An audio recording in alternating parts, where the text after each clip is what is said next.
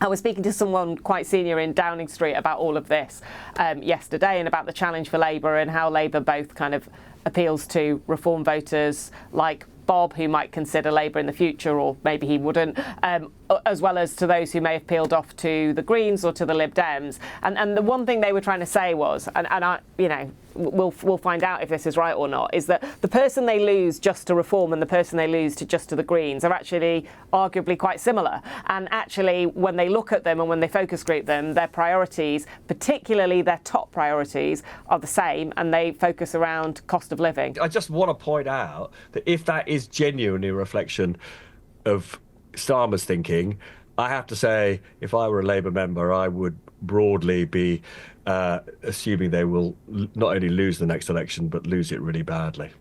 Well, what the thinking is that basically people need to feel like things are changing. Everyone's annoyed. They want to see change. They're not seeing change. There are some things which you just can't make happen quickly. For example, infrastructure in water, for example, or capital spending in health. We're not going to feel that before 2029 necessarily. So they're trying to think, what are the things that will actually make you feel better now? And they believe that the things around cost of living, which is why, by the way, winter fuel is the thing which everyone is talking about in Parliament at the moment, because obviously it was the single biggest mistake that the government made, and they recognise that. So if they don't raise living standards, they won't stand a chance of winning the next election. That's right. But there is a separate issue around messaging and politics. And one of the things this government seems really bad at is politics. It's about saying who they are.